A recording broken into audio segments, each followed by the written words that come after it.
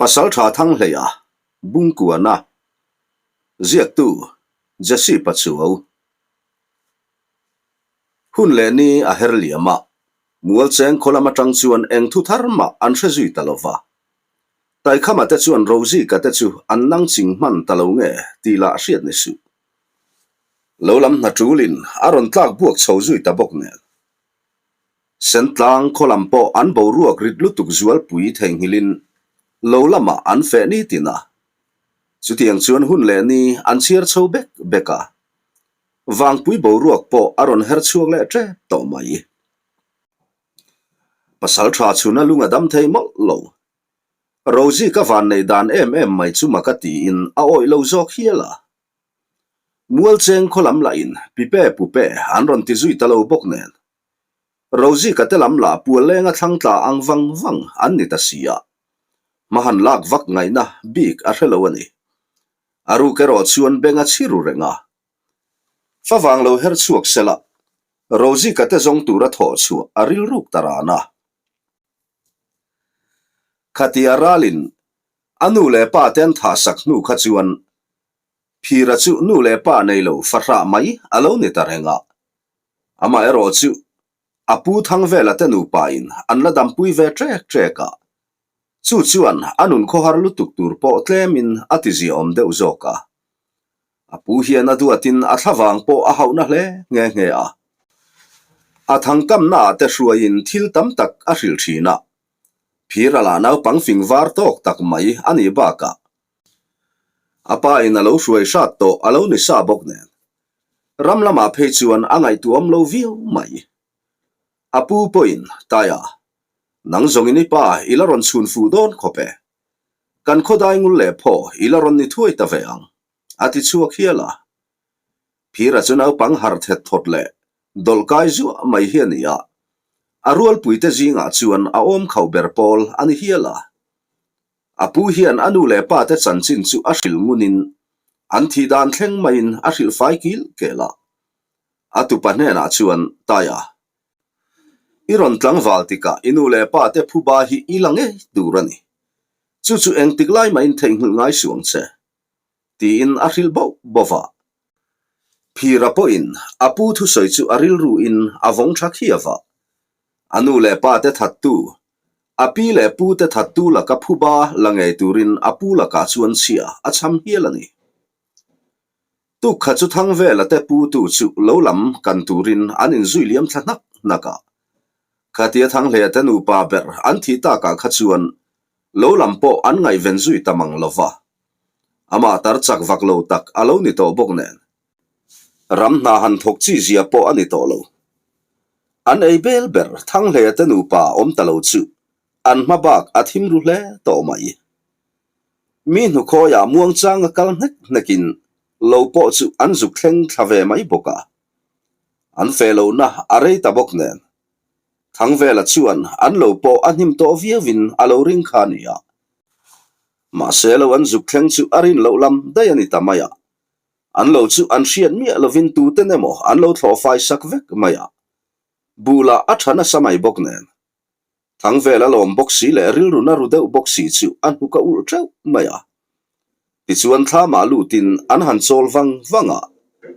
reimoi to kan chong nu chuan thlaira om ang te chu vai khomin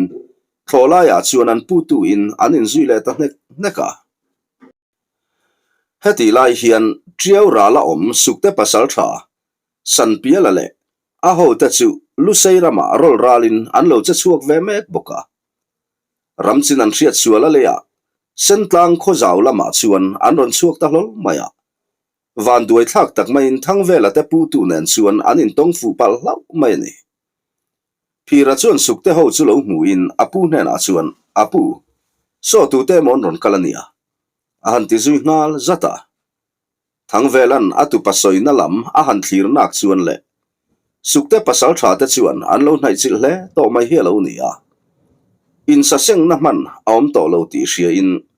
atu patal chu a him thei be sein taite ralan ni so rang takin kholama tlan thuero ahan tia ma se phira chuan apu chu tlan siat san alo du bik ozo lo maya apu hna chuan apu nang ma khatan se jok ro somi ta so ke man kalong ma sonange hanti pa chu na chem tum a lai chu phorin chung sukte pasal tha te ma chon jong chuan tran mun asiam zui tamaya karlova san piela te poin thang vela te pu tu chu an ron hual zui ngal tamai renga thang vela ti ngai na shelo chuan beidong tak chung hian tai te tlan sero ka ti lei du bok si lo kan pu tu in kan thi don ta ani hi a han ti chuai raya phira chuan sukte ho churum fe mai hian a han mel kual dan dana chuta apu hena chuan apu ente an mel che hlom te ro a han ti heu maya thang vela chu anuya zat viu rualin han nui chuan a chila ani der bok si lo sukte ho la chu an meng thi bram mai bok sia engtin takmin ti don chu ni mo ti in thang vela chuan alo ngai tu kual vela phira la chuan sukte ho chu mak ti om deuh hian alo thlek vunga a chang le a chiat khum vei thul sukte ho po chu an nuya zarulet ling jok viu in alang san piala chuan engemaw hi a han soi zuwa chuta sukte pasal tha pani chuan thang vela chu ron tin chilin an shom zui ngal noka chu vele phira chu apu chan tumin acha chuak ve ngal phata ma se sukte pasal tha pakhat chuan he so zet main alo pom kang lop mai si phira chu ata laya ama pom tu chu achak kher maya hantal chu chi ruwa lanilo thang vela chu akut le ke a an phur saka aka chu puan chia in an no sak boka chu tiang chuan thlolaya an hu chia topa phira chu ruain sukte ho chu man mo takin anin sa seng zui ta thuaya khotlang mi puin thil om zia ria thang vela an juk chan chu me chuan sukte ho chuan hlate khuwa an lo thleng man dai to pasal tha chuna hovin tlangwal som thum vel zatin an han zui ve takna in sukte ho chuan triau lui an kan man to miu awangin beidongin an kirle taringot mayani thang vela te nu pachunga van duaina thleng chu amak molmolin turpo an tur nangiang renga chenom khoveng ten han thlamuanin han len puisa soi te thin ma se an ril ru chung ril taka an lungai na le torna chu ti dam zo rual ani silo kum upalam an lo ni tabok nen an taksa thlengin ator pha dam thak lel na re ngan nei to lo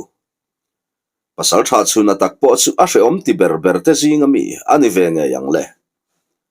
thang hle te nu pa ma ti to na kalain tuna an fa pa le zel ralin an han hruai bo ta le a thi nge adam ti po hriat ni bok si lo chu hre omati in ama tak po chu ain thiam thei thlot lovani rozi ka zon chua tuma ain buat sai ril ruk lai tak alo ni ve nen atumpo asukuk phale ngei don ni inalang phir thanga man tu te ve thung khale san piala chu mi ani leng ani bik lova lu sei pasal tha te chuan thilom zia ria in an ron zui thuai don ti a hrechiang ema chumi awang chuan man mo takin triau lui lampanin an kal soka an naupang man la chu a kol rong in angeng reu se maya ama man tu pa chu asual let vei ar reng bok nen chu chuan an kal ati bahla deu hleka ma sen ho tu pa thuron anga akut le ke an phura saknu chuan phiratan po om hle mai lo chu ti thei dang anei to bik lo chu tiang chuan har san na em tok lovin triau lui chu an kana an khua chu dam takin an thleng le ta ani phira chu san piala chuan an in lama a hruai hoa achung tero an lo lom lem lo khop mai abik takin anupui hlom singi chu alom lo le zuala pasal tha ve mevin mi panaw pang pakhat lek aron ho pui tamai chu angai dan ani lo hle ani chu ba ka lu sei naw pang chu angai na lovin amu tir phata tangin a hongal em ringot maya a pasal ne na po chuan engange hetiang naw pang mai ron hon ni silaye mo dare mo te po ron hon zok o malom hetiang naw pang mai te chu engatan nge katiang ti ina ang zui neka san piala chuan dam thlup mai hian o na thokai chor do na lom mole saldu in iya kia kan ni lom ni aron tlangwal huna phei chuan tlangwal chak tak po alaron ni mai thesin a han tia anu pui chuan ti hlum nga la nei chu mu po ka mu pe nek love ti in po na achuak zui ta da ya chu tiang chuan phira chuan a hring nun chu a chiar chho ve beka apu chuan ati that viau rualin api eroin ati du da hle thunga ei tur tha po pe phal lovin an choi bang noi te mai chu a pe thina zana ni se in chungaria po phal lovin sum huna ari atir mai thin mi panau pang nu tangai rual lek alani awangin phira chuan she omati in anu le pa baka api le pu ta chu angai thei em thina zana te hian ata prufo thina ni zan khat chu amu manga apu kha lo hmuwa apu chuan taya enga ngei trai tra du ni mi pai ni kha in ti pachang ta chele khatiang te chuan inu le pa te phuba poila theinang chel takin omro khai ti na lo hne ma amu manga ta a han than har chuan khuwa po alo var lek to a phira chuan amu mang chu angai tu rau rawa apu eng ti ka nge min ron hruai don heta chu na hreom mai a han ti sepa san piala te hian fapa pakhat gunlinga an neya phira ai chuan tlemin anau pang hret ome gunlinga chu nau pang fel tak mai hian rewa phira po chu a hmutir phata tangin angai na ngal hle nge a achung ten ei tur tha po an pek phal lo lain ani chuan achung te hriat lovin phira chu ei tur tha alo peru ve thung thina phira po in gunlinga chu angai na ve ngal hle a akho har nem tuam chunber ani hial ome ni kha chu gunlinga nen chak ai khor turin anin zui chuaka nau pang tanana na chule chak ai chu khor ta mai lo chuan tuyan han cheng le ria chumi hnuwa muang changin chak ai chu an khor du na chak ai la alo tam phian chuni in an nuam ti pheng chuan kho hoina chang reng an hre chang to lo ipte pui khat zet an man to ang tia chuan phira chu a han hoi chuaka khua lo tlai man hle to chuni in ni po kho thang lama alo herboi to api le pu ten an hau a hlau rungang maya gunlinga la chuan nuam alatina samai boxi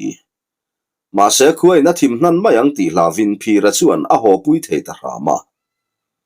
khuan nai hle to ti chuan ni po atladon sur to a khomi te fe kong tum po thui po an la kal le ma si chuan keisen than kin to tak mai nen anin tok ta thut maya a ma sa zo ka kal gunlinga chu ading chota keisen la chuan an ni nau pang mai chu alo zuam viu ni turani kong sira pen san ta mai lo chuan ang sen bai chungin aron pan ta cher maya gunlinga hlau la chu phira lama aron tan le ta maya chu vele keisen chuan ron dok zokin gunlinga chu aron zuan thutop maya a chon puara sein an phi zuya phira chuan gunlinga bana chuan chelin alo vuana keisen lain thadu bi kheksu anin potton soka gunlinga la chuna tuarin a then chok to mai sia phira chuan hey tharo ti pai na chemken chezet chuan keisen lua a han tuk chora keisen chuan gunlinga chu thain phira chu aron zuan zui le ngal chat maya chu ta zet chuan phira thin thok lok chuan ameya lo man sakin lam lian char lai vuang nan an mang ta dop maya adu tok meu chuan keisen chu che chang tu reng alo om to lo phira chuan gunlinga chu a boy som ngal vata a chon thler in hi kuak mai chu a mebel sak chota gunlinga na tilu tuk chu amen truo maya han tra chu em chu tloma ala ve de utlat sia phira hne na chuan ana emai ka thi don ani hi hlau thon pel fe hiana han tia phira chu anuya zaru hle maya gunlinga hne na chuan atiang mai ta chu thi pui tham po ni lo hi a tikhana dam vele mayang atia ama bok chuan nang mai ni kal thengem tina han zot zui le ngal zata gunlinga chuan phira chu makti mel zata en hau pa in heti chung hian mo ti paina ke chu a han ko ka phira chu nui saka gunlinga hne na chuan kapomayang che o a han tia มาเสกุนลิงชวนพวกชุอโลเชเวเลตุมสังเสียพีรันอาติยังฮอลตูร์อาสาสกาจุมิรินชันชวนบายเอาจุงินโคลัมชุอันปันดุนเนกากุนลิงชวนกะชุงเต็นมินฮาวเงยยังโมเลอารอนติดช่วกสปะจูทูจีจุพีระปอยน์อโลไงตัวเวเมกบกาเราอังเงยอินลอนซิงชวนพีระเตอมูเวเลอโลอันคุมงาลบอระอาฟาปัลลิยมอาหันมูตากาเพชวนลาวทองเจตียนเอ็งติจิงเอนิตานังลุเซนาวปังเฮียนกาฟาปาฮิตาอิตุเมมนีตีอินทุจียงปออาเรียนมาฮาวินพีระจูอาวตันเนกมายามาเสกุนลิงกานพีระทวังสุโลหาวฟัตินนูพีระเฮียนเอ็งตินมามินติโลเวกันุนนามินชันหิมสักโจกันอีฮีตีอินทิลเข็นดานเตจูอาหันโซยามาเสลอนชิงจูอาลุงออยเทจวงเดรโลพีระจูอาฮอลักโลโตตัดเสียจุมิจานเพจวนพีระจูเอตูร์เองมาอเปพัลตลฟาสุมหุนทิมริกเรกาชวนมุตีรินกงจูอาคาร์จุยมกาอาชุงเตนมุฮิลตามอติอากุนลิงจูทอมดิมตะกินาทาวเชมเชมาเอตูร์อังจุลาอินกงคาร์จูอาฮงรูเดอาพีระมุนนัลมจูทอมดิมตะกปันเชมินพีระตีอินพีระมุตุยไลจูอาหันสอยฮาระพีระปอโลฮาร์ทวอินกุนลิงอันนี้ตีอาหันเสียจวนมากติเลอาอินุอินาเสียจวนหาวเงยยังเจอาหันติทารกากุนลิงจวนจงโลคันให้ไอถวยรออันนี้เราจวนเกมันไกเจ้าเวกันไหมอาหันตีอาพีระปอจวนงอยแรงเฮียนกุนลิงไอตูรอนเกนสุตุยติเมลซ์จุงินไอตาบอระอาเปียนันหุลมาอาทิลไอเนมเบอร์จุมอันนี้ไงยังอดุลซูดฮาวจุงินกับปัวร์เคอร์ไม่กุนลิงอิจุงอากาลอมตักเซตันีอาหันติสปากุนลิงจวนกันุนในชันหิมตีข้าเชริงรออาโลติเวทุงะอาชุงเตนรอนฮาร์อาลาววางินกุนลิงจุไรปอมลวินอินชุงอาจวนนัลุดเลตทัวยาตูนอาจวนฟ้าวางบรวกปออาโลเฮร์ชวกเลตัวกอลกิลานิตลตูร์เซนรวยไม่ตะจวนพีระลุงเลนอาติจวลติงไม่เสียอันควงไอเทเอมา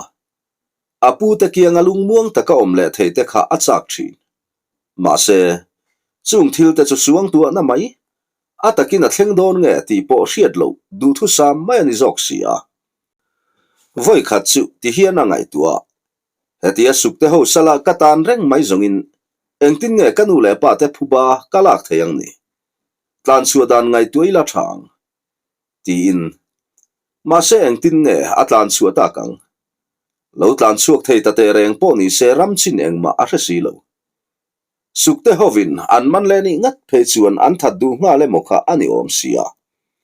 จูวังชวนตานชัวลำจูอังไงตัวชุนจมดูตลอดฟ้าเหตุไลเฮียนเส้นทางละมาเอรอบรวกดูอมโลตักอโลเทงเวเมกทุงะอันโคชนอมมัวเจงขวดเนนชวนอินโดอันปัวจ่าตามุไม่เลยคติอาราลินอาปาอันท่าสักตากาขจวนช่างชุงฟ้าป่าช่างกุงอะไรอาวนาวเตลุงอดัมเทโลอาปาทัดดูแต่จมัวเจงคมิเลสาเตงเออันนี้ตีปออันเรทัวยามาเสภาษาชาชุนมาลากนาวังเลียววินมัวเจงขวดเนนชวนอินโดอันปุ่มเปลเทชามันอีกค่ะ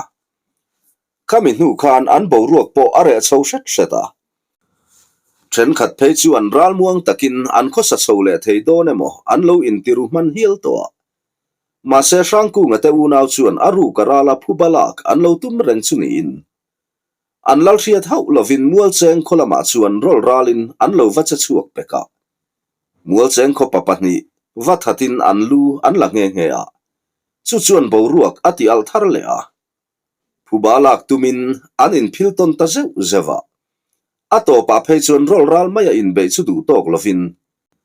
อินโดตักตูรินอันอินปัวจ่าตังเงียชุนเตเดงเรียเตจูอติร์พัตจังอินโดดูโลโปลาอันจังหาละมาเสภาษาชาดังทั้งฟูกเตเนจวะเตช่างกุงเตจูนันลัลเลมิปุยเตจูอันมินโตมิวเสียเลนี่ดูโลวินอมเจียในเฮกซูลัลเลขดลางชันนันตียะเชียนเตนทอชัวมุบลายะ manin chung luma lo tom sen bi kreng la chu tlom thak anti veluk lak boxia phurvak lo chungin mual cheng khorun tur chuan an thok chuak ve ta nge a mual cheng pasal tha te point arbo man lo ta mai bi khau lo mai le sentlang khuate ne na an in ri na ramri lui anti maya chuan tran mun khuarin an mel ma te lo lan hun ngak chuan an in peifel at towa valu paten an fui na saboka mual cheng tlangwal te chural be chakin azatin anjasek to mai ni po khothlang lama a herl boy to tin sentlang lampo anron lang veta a pasal tha ne zawa chuan maron hruain sangku ngale thangvu ka te chuan an pasal tha hnung chu anron dola an zam lo mel kher mai lui kam le lama chuan khoni wal rual te chu an in tatur mai le mual cheng pasal tha tai khama chuan sentlang tlangwal te u lui hi chu ron kan lo hra mang cheu lui ron kan tuma piang chu kan lo thal ngau cheu ani mai tina han awa sentlang lam an zam bik lo an pasal tha ne zawa chuan mual cheng lam khafim khur ro aron lor to dek chu kan lo sai thu top don cheu ani a tina han aulet ve boka ti chuan lui kam le lama chuan tran mun te siamin silai chuan an in ral sai zui chu ani tamaya thim thak thlenga an in ka nu po chuan a khoi lam ve ma in lui chu dai kai tum anom lo khuaron thim nu chuan silai ri hriat tur aom zui talofa ne zawa chuan zan thim hnuaia lui chu dai kaya mel ma te chu va be thut a han rota ma se chuna chuan lo hnialin chu tianga kan ti chu an be seidan takani zo kang chu lui ka ma son tran mun thatak nein min lo chang ru reng to in karing ti na hniala ama bok chuan ti hiani ti te angu ke mani ang bokin lui hi an ron kan ngam bi kin karing lova an ril ru lak pe nan silain lo kap zeu ula chu ti lain ka hovin tlangwal tam zo kin lui hi thanglama tanga dai kai kan lo tum ve bokanga lui hi kan the ni chuan an tlan chiat na tur lama tran mun kan lak khalanga lo thei lovin lui lama hian an ron tlan chelo thei don lofa chu chunang nin du tokin in lo kap to mai don ani a han ti chun zom le ngal zata chuna rot na chumi dang zong in tha an ti lain ne zawa ero chuan a pompui ve thei tlat lo maya chuna a wang shim le an lalla ka tlatlum zok ani wang te poni mana malak dan tur thazok she hot silo chuan alo nial tatlat maya chuna ngai dan ani lo kher mai ma se midang kianga in nial chiam na hun ni na resilo ani ni mai te u tin ne zo vate chu akal san tadaya indona po chuan tel chun zom du lovin a thian te chu kholama akir san tanal nala ne zo vala chuan poisa om lo takhian dule chun liana chu ho dai ro se ani tel lo point mual cheng ho chu kan ngam om tho emai pasal tha in ti velem si mani thian te po phat san shelo midoi je pani so nakina kan lal hne na achung chang thu hi kala thlen don khopalom ati vei punga chuna chuan ne zawa thu sei chu alo hre phave rang chu ni in ne zawan midoi je pani so a han ti kher chuan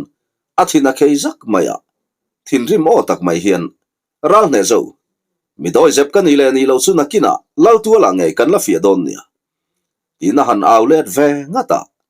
engma soi zui to lovin thim tham kara chuan apil bo zui ta thuaya ne zo va chuan anaw te ho ne na chuan in siam ro lui hi kan ngai turani ke man ma ka hruayanga sang ku ngan hnung ron dol ro se tu po mel ma lawat lan sia piang chu ke man ka pang cheu ate khura ti chuan lui kan tum chuan an in siam zui ta sanga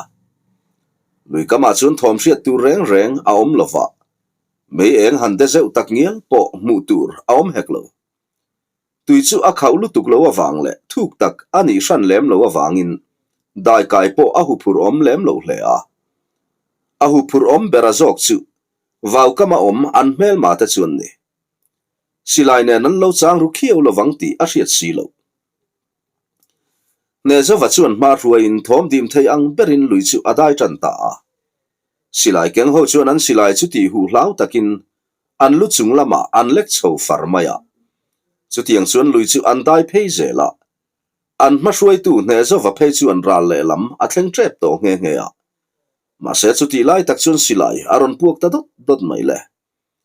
silai pu rual chin hne zo va chu vau kam lam pan chuan a thei anga chakin tui chu adai phei bora abul vel ta chu silai mu chuan aron deng perle sok thina ma se kap tu te lam point chiang taka an ron mu mai bik lo awangin silai muleng laka chuan ala him shama ni tan la han ka let ve arem treu si lo aman mo thei ang berin lui chu an dai phei ta buana chu ti lai chuan ama aya na sa zokin silai chu aron puak le ta zot mai le sen tlang wal pangangut mai chu awan duai ma sa pol an tangta ma se ne zo vate po chu an vau kam chu an thleng man to tlat tran mun siamin mel ma te chu an han kap let ve ta tak takale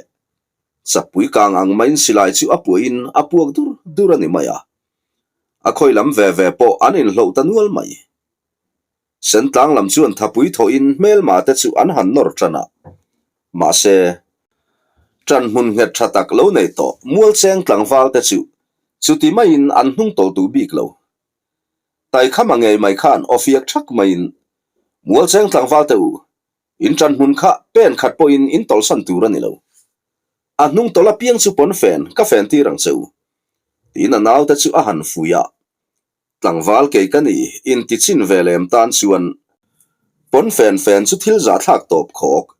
mi doi zep en tir na anisia tuma an hnung tol ngam talo renga kon hi wal rual huai sen ta chu atlom zo ka tran tum an om lo ti hriat tak main mun le muna chuan an inside ta thor maya nakina phe chuan silai chu da in chem tum le feinen an in pom chil zui tarop rop maya an thom ringot po chu arab thakin mi doi zep te tan phe chuan hlawa khur lok na tham zong an nge yang le atam zok na chule mual cheng lam tin hun chu a tha chho seta sen tang lamero anin lo nem to in luilama bok chuan an tol thale ta seta an pasal tha ber ne zovala chu mu tu rom to der silo mel malamin an man nge an that to zok ti la hriat ni su zoi in luilama chuan an tol thata seta chutiangan han nung tol ta ka chuan mual cheng lam an phur zual sau thunga ho dur chungin sen tlang wal te chu an tlan ta zi mai le sen tlang wal te chu tlom le za po don lovin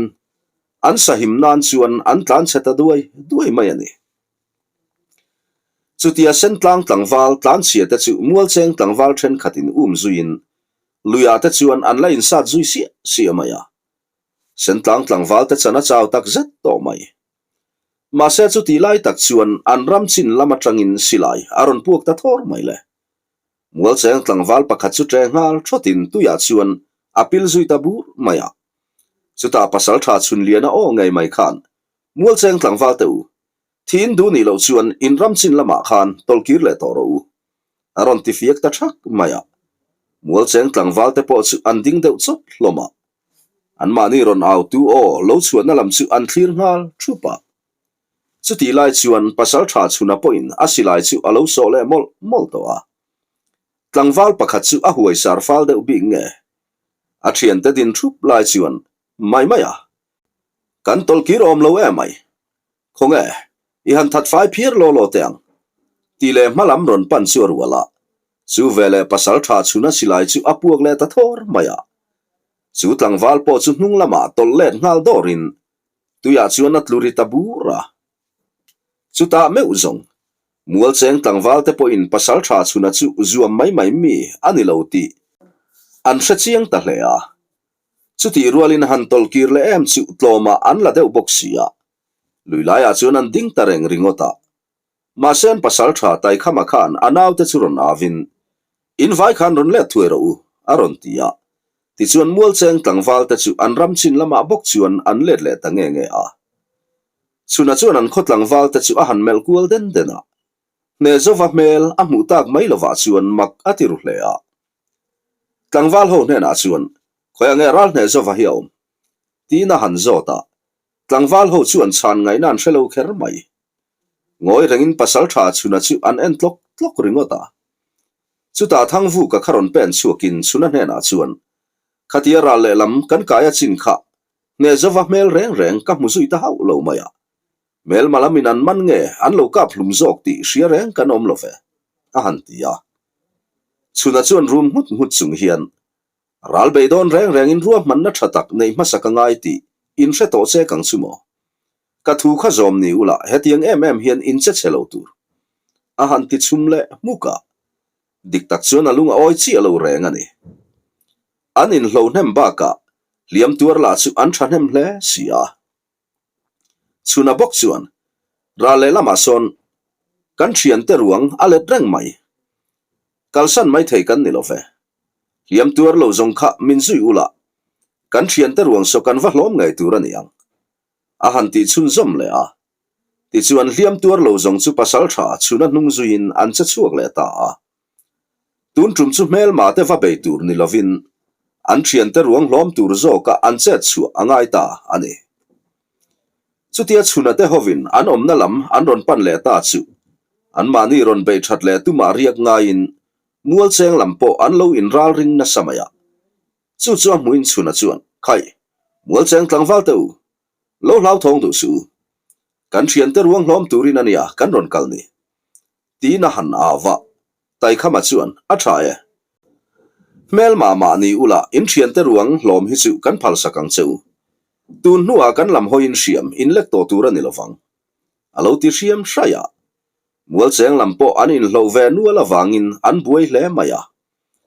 atu lam ve ma chu in ngai sak man bi khek su an thian te ruang hlom chuan an buai ton ve a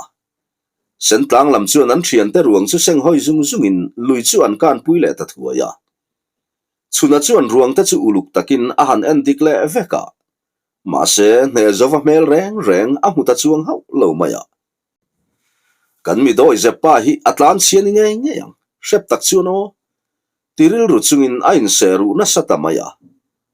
ral ne zova khosak dan chuan athina tirimin za thlak po atinge mai ngui ngiai chung le mai uang lo tak chungin sen tlangwal te chu lang zon chung le an thian hliam tur te chom chungin an kholam pan chuan an in zui dia an lal thin ur mel mu chu an hre in theini se chuan tlan bo dai te po an du hial ome khatia ramri lui kana mual cheng tlangwal te nena an in pom chi lai khan ne zova chuan a chan che zo ka an tang don ti a hre thiam thuaya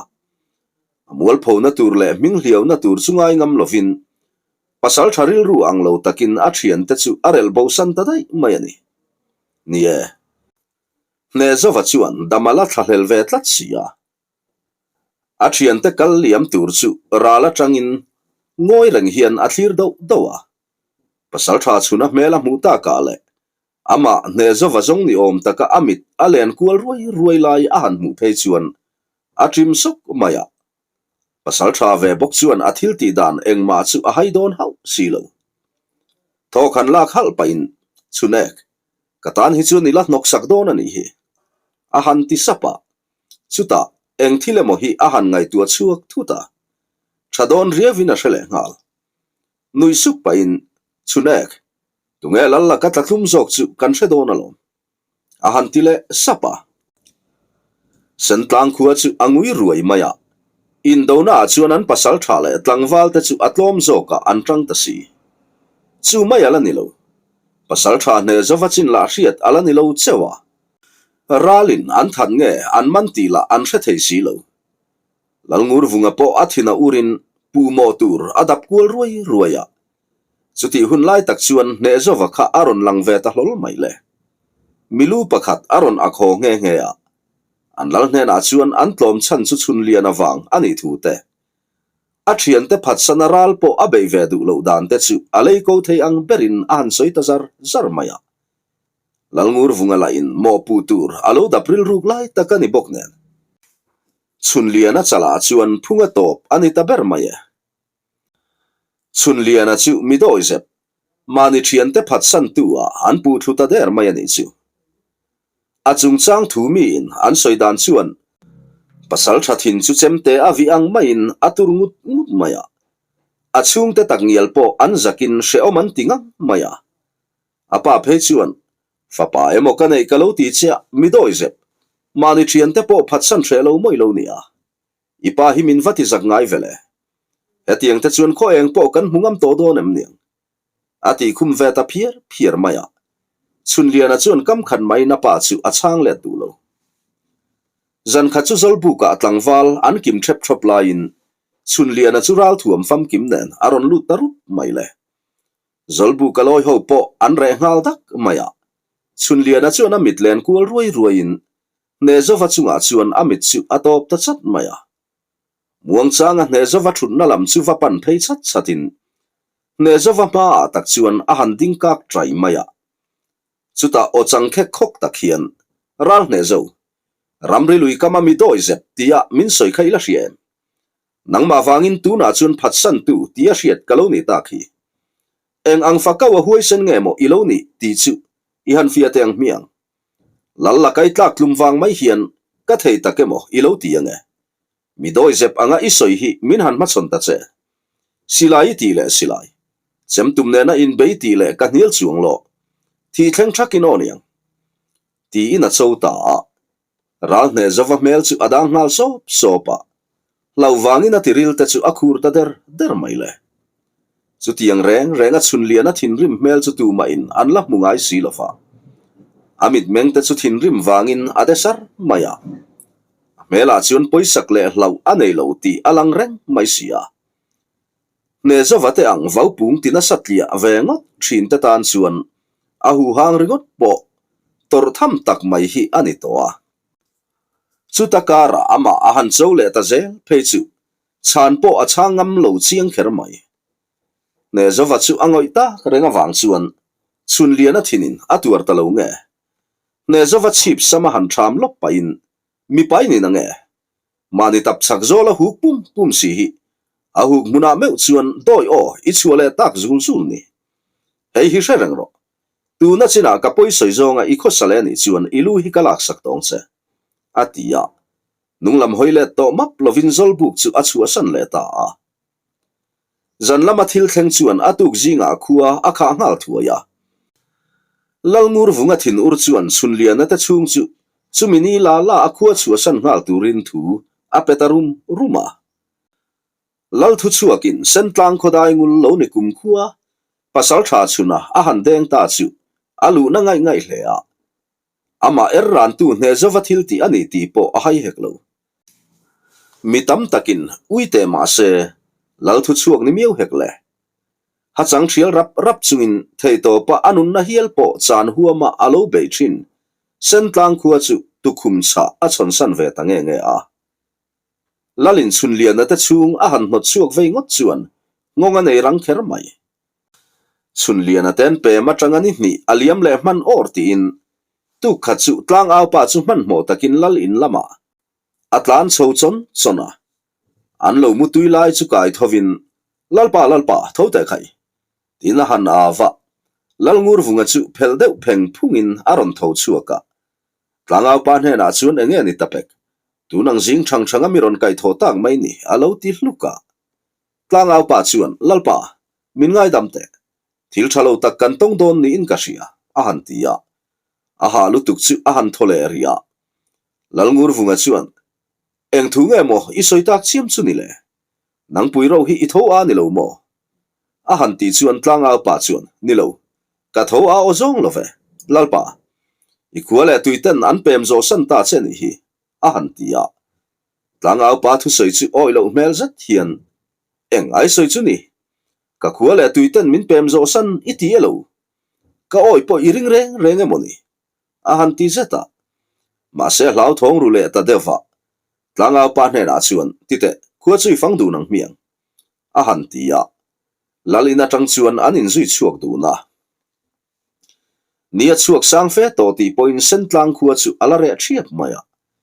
khurpui veng le ralte veng lama te po chuan thom hriat tu reng a om lo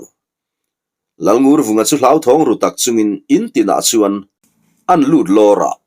ma se in te chu alo ruak huai mai sia